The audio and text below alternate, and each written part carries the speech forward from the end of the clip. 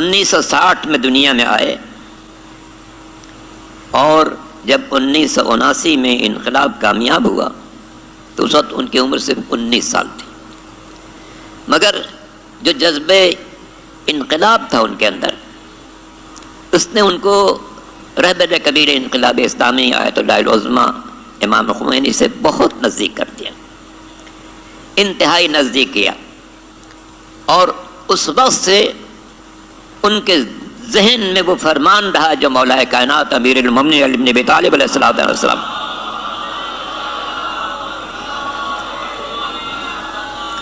اپنے فرزندوں سے کہا تھا کہ لا کونا للظالم خصما وللمظلوم عونا، دیکھو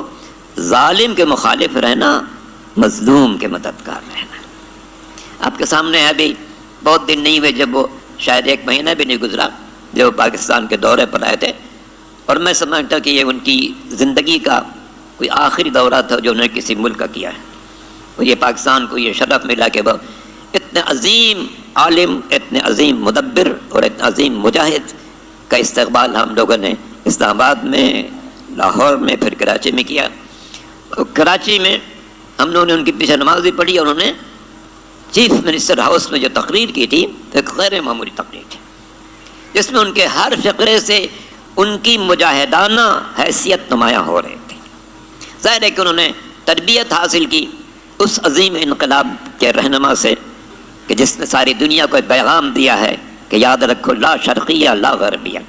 نہ مشرق کی طاقت ہے نہ مغرب کی طاقت ہے، اس اللہ کی طاقت ہے جس کی مشرق پر بھی حکمرانی ہے، مغرب پر بھی حکمرانی۔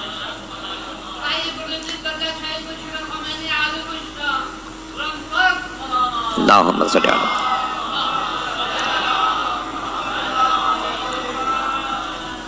تو اگر ایسی ایک حقیقت یہ ہے کہ عالم اسلام کے ایک مدبر رہنما تھے، انتہائی بلند مرتبہ عالم دین اور انتہائی جذبے صادق رکھنے والے مجاہد۔ 1979 سے یعنی آج سے 45 برس پہلے انہیں اسلام میں قدم رکھا اور آخر وقت تک اس میں مصروف ہیں۔ دنیا بھر میں انہوں نے دورے کیے ہیں، اور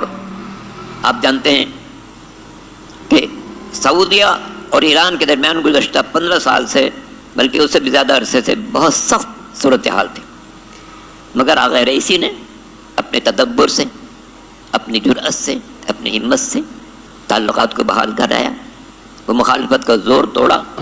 اسی طرح یورپ کا سفر کیا آپ نے تاکہ لوگوں کو یہ توجہ دلائیں کہ ہم کسی کے دشمن نہیں ہیں، ہمارے خلاف جو پابندیاں عائد کی گئی ہیں یہ ناروا پابندیاں، ہم دنیا میں کسی ملک کی، کسی قوم کی مخالفت میں اٹھے نہیں ہیں، بلکہ ہم نے اپنی زمین پر جو انقلاب برپا کیا وہ اللہ کے قانون کے مطابق کیا۔ چونکہ آپ جانتے ہیں کہ رہبر کبیر انقلاب اسلامی جن کا شاگرد ہونے کا مجھے بھی شرف حاصل ہوا، ان کے پیغام کی بہت سمپل بنیاد تھی، بہت سمپل بنیاد یہ تھی کہ جب زمین اللہ کی ہے، بندے اللہ کے ہیں، تو ان پر قانون بھی اللہ کا نافذ ہونا چاہیے۔ زمین اللہ کی ہے، بندے اللہ کے ہیں، تو قانون بھی اللہ کا نافذ ہونا چاہیے۔ یہ ایک بنیاد تھی جس کو لے کر اٹھے، اور اسلام میں آقا صاحب نے غیر معمولی قربانیاں دی۔ پہلے گرفتار ہوئے، عرصے دراز تک جیل میں رہے، اس کے بعد ترکی کی طرف جلا وطن کر دیے گئے، وہاں بھی عرصے دراز تک انہوں نے جلا وطنی کی زندگی گزاری، پھر وہاں سے عراق جلا وطن کر دیے گئے۔ عراق کے قیام کے دوران ان کے بیٹے مصطفیٰ خمینی کو شہید کیا گیا۔ مصطفیٰ خمینی ایک انتہائی پاکیزہ، ایک انتہائی مقدس، ایک انتہائی شفیق عالم دین تھے، مگر شاہ نے صدام کے ذریعے ان کو زہر دلوایا اور وہ درجہ شہادت فائز ہوئے۔ پھر وہ وقت بھی ہے کہ جب خود آقا خمینی کو جلا وطن کیا گیا عراق سے، جہاز پر بیٹھے، ایک عجیب جملہ تھا ان کا، غور فرمائیے، جہاز پر بیٹھے تو انہوں نے جملہ کہا، اگر دنیا کا کوئی ملک بھی مجھے پناہ نہیں دے گا تب بھی میری جو تحریک ہے یہ زندہ رہے گی۔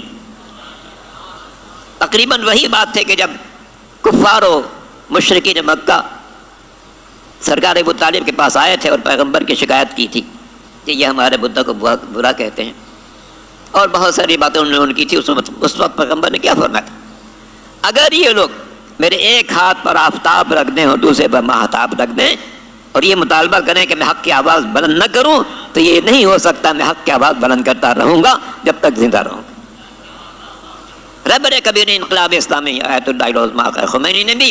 اسی موقف کو پیش نظر رکھا کہ ہم جب تک زندہ ہیں حق کے لیے زندہ۔ مصطفیٰ خمینی کی شہادت پر بھی انہوں نے صبر کیا۔ اسی کا راہ حق میں قربانی دینا اس قوم کا بہت بڑا سرمایہ ہے۔ پھر آپ جانتے ہیں کہ ایران میں ایسا وقت بھی آیا کہ پوری پارلیمنٹ کو دشمنوں نے بم سے اڑا دیا تھا، مگر پھر ان کے جذبے میں کوئی کمی نہیں آئی۔ ان کے عظیم المرتبت علماء کو شہید کیا گیا۔ سید عبداللہ مدنی شہید ہوئے، آقا دستغیب جن کی بہت ساری کتابیں آپ پڑھتے ہیں شہید ہوئے، آقا صدوقی شہید ہوئے، شہید مطہری شہید ہوئے، ڈاکٹر بہشتی صدر تھے شہید ہوئے، ڈاکٹر جواد باہونر وزیر اعظم تھے شہید ہوئے۔ اس طریقے سے ایک مسلسل ان کی زندگی میں شہادتیں ہیں، مگر ان کے جذبے میں کبھی کوئی کمی نہیں آئی، کبھی کمی نہیں آئی۔ اور انہوں نے دنیا کو پیغام دیا کہ یاد رکھو ہم حق کے ساتھ ہیں، زندہ رہیں تو حق کے ساتھ ہیں، شہادت ہو تو حق کے ساتھ، اور جو حق کے ساتھ ہوگا اس کے لیے کبھی ناکامی نہیں ہے، وہ سربلند رہے گا۔ قرآن کا کیا اعلان ہے؟ لا تہنوا ولا تحزنوا وانتم الاعلون ان کنتم مؤمنین۔ دیکھو سستی مت کرنا، کاہلی مت کرنا، تم ہی سربلند رہو گے اگر صاحب ایمان ہو۔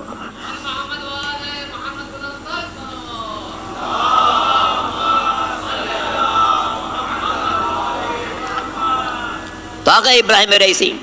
مکتب امام خمینی کے عظیم شاگرد اور انقلاب کے عظیم رہنما، انہوں نے دنیا کے مختلف ممالک کا سفر کیا تاکہ بندگان خدا کو پیغام دیں وحدت کا،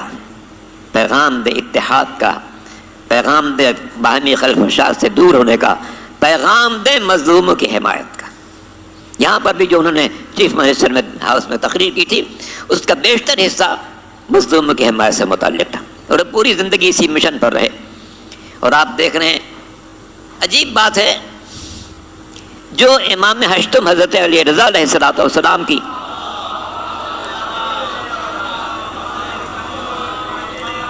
خاص تاریخ اس مہینے میں 11 ذی القعدہ ہے، چونکہ آقا ابراہیم رئیسی کا وطن بھی مشہد مقدس، ایسا لگتا ہے کہ امام کی ولادت کا جشن منانے کے لیے آقا رئیسی خود ان کی خدمت میں حاضر ہو گئے، ان کی خدمت میں حاضر ہو گئے۔ اور آج آپ نے دیکھا کہ ان کے جنازے کی تشریح غیر معمولی، مختلف شہروں میں تشریح جنازہ ہوئی، تبریز میں تشریح جنازہ ہوئی، بیرجن میں آج دن میں تشریح جنازہ ہوئی، اس سے پہلے تہران میں ہوئی، اس سے پہلے قم میں ہوئی۔ جہاں جہاں تشریح ہوئی ہے لاکھوں افراد امنڈ کر جنازے میں شرکت کر رہے تھے۔ کیوں نہ ہو؟ اس لیے کہ یہ ایک مرد مجاہد کا جنازہ تھا، ایک ایسے انسان کا جنازہ تھا جس نے ساری زندگی مظلوم کی حمایت میں بسر کی ہے۔ عزیزان محترم، زیادہ وقت نہ دوں، جنازے کے مناظر آپ نے سب نے دیکھے ہوں گے۔ جب میں کل پرسوں دونوں دن اور آج بھی ان کے جنازے کے ساتھ چلتے ہوئے سیلاب کو دیکھ رہا تھا، ایک امڑتا ہوا سیلاب تھا، تہران کا جنازہ ہو تو، بیرجند کا جنازہ ہو تو، قم کا جنازہ ہو تو، تبریز کا جنازہ ہو تو، آج مشہد مقدس ہو، انسانوں کا ایک سیلاب نظر آ رہا تھا۔ اور اس وقت بہن میں ایک بات یاد آ رہی تھی، یہ عظیم المرتبت مجاہد حسین کا غلام تھا، حسین کا عاشق تھا، حسین کا چاہنے والا تھا۔ اس حسین کے عاشق کے جنازے میں لاکھوں انسان نظر آ رہے تھے، مگر جس حسین کا یہ خادم تھا، جس حسین کی اولاد تھا، جس حسین کے مشن کو زندہ کرنے والا تھا، جس حسین کے پیغام کو دنیا میں عام کرنے والا تھا، اس حسین کا جنازہ کربلا کی سرزمین پر بے گور و کفن بنا ہوا ہے۔ اللہ اکبر! آج آپ نے دیکھا ہوگا بہت سے لوگوں نے کہ جنازے کے ساتھ کتنے احترام کے ساتھ لوگ چل رہے تھے، کتنے احترام کے ساتھ چل رہے تھے، ماتم بھی ہو رہا تھا، سینہ زنی بھی ہو رہی تھی، نوحہ بھی ہو رہا تھا، قرآن کی تلاوت بھی ہو رہی تھی، بڑے احترام کے ساتھ جنازے کو لے جایا جا رہا تھا۔ اس سے کہ سرکار دو عالم کا فرمان بھی ہے کہ جب جنازے کو لے کر چلو بڑے احترام کے ساتھ لے کر چلو، دیکھو اسے ٹھوکر نہ لگنے پائے، اسے کوئی غضب نہ پہنچنے پائے، اس سے کوئی بے احترامی نہ ہونے پائے۔ مگر جس پیغمبر نے قوم کو حکم دیا تھا کہ دیکھو جنازے کو ٹھوکر بھی نہ لگنے پائے، جنازے کوئی غضب بھی نہ پہنچنے پائے، جنازے کے احترام کے خلاف کوئی بات نہ ہونے پائے، اس پیغمبر کا نواسا کربلا کی سرزمین پر لاشا پڑا ہوا ہے، دشمن کے گھوڑوں کی ٹاپوں سے پامال کیا جا رہا ہے۔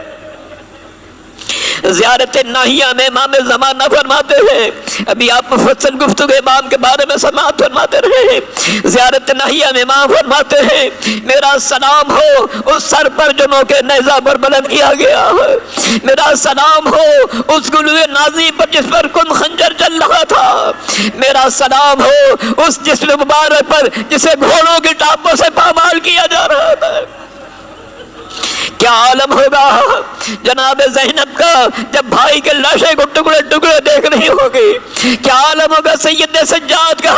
جو بستر بیماری پر ہے اور بابا کے لاشے کو اس عالم میں دیکھ رہے ہیں۔ اور باب مقاتل نے لکھا ہے کہ جب خیمے جلے اور جناب زینب اپنے بھتیجے کو ساتھ لے کر آئی اور چوتھے امام نے اپنے بابا کے جسم کے ٹکڑوں کو دیکھا تو امام سے برداشت نہ ہو سکا، شہزادی زینب نے سہارا دیا، کہا بیٹا گھبراؤ نہیں، یہاں پر تمہارے بابا کے زائرین آیا کریں گے۔ علیزان محترم کیسا وقت ہوگا ہم ساری دنیا میں جانتے ہیں۔ آج شہر مشہد مقدس میں آقا ابراہیم رئیسی کے والدہ کو بھی تعزیت پیش کی جا رہی ہے، ان کے اہل خانہ کو بھی تعزیت پیش کی جا رہی ہے، ان کی بہن کو بھی تعزیت پیش کی جا رہی ہے، ان کی اولاد کو بھی تعزیت پیش کی جا رہی ہے۔ یقیناً دنیا کا دستور بھی یہی ہے، حکم شریعت بھی یہی ہے کہ جس گھر سے جنازہ اٹھ جائے وہاں تعزیت پیش کی جائے۔ آپ نے کہیں نہیں دیکھا ہوگا کہ اگر کسی گھر سے جنازہ اٹھ جائے تو گھر کو آگ لگا دیا ہے، مگر یہ کربلا کا میدان ہے، ایک طرف غریبوں کے لاشیں، شہداء کے لاشیں بکھرے ہوئے ہیں، دوسری طرف بیبیاں جن خیموں میں آگ لگائی جا رہی ہے، ایک خیمہ جلتا ہے دوسرے خیمے کو میں بیبیاں چلی جاتی ہے، ظالموں نے 8 خیمے جلا دی ہے، 9واں خیمہ باقی رہ گیا، اسے بھی آگ لگا دی گئی۔ جب شعلے بلند ہونے لگے تو جناب زینب نے بیمار کربلا سے فرمایا تھا بیٹا اب تم امام وقت ہو، بتاؤ ہم اسی خیمے میں رہیے باہر نکل چلے۔ امام نے فرمایا تھا پھوپھی جان باہر نکل چلیے، مگر میں نہیں سمجھتا اگر کوئی بیٹا اپنے باپ کے لاش کو نوکے نیزہ پر دیکھے اور جسم بارے کو ٹکڑے ٹکڑے دیکھے اس کا کیا عالم ہوگا۔ عجب نہیں جب میرا چوتھا امام خیمے سے باہر نکلا ہوگا اپنے بابا کے سر کو نوکے نیزہ پر دیکھا ہوگا، تک مرتبہ بابا کو مخاطب کیا ہوگا السلام علیک یا ابا عبداللہ، اے میرے بابا میرا سلام قبول کرے،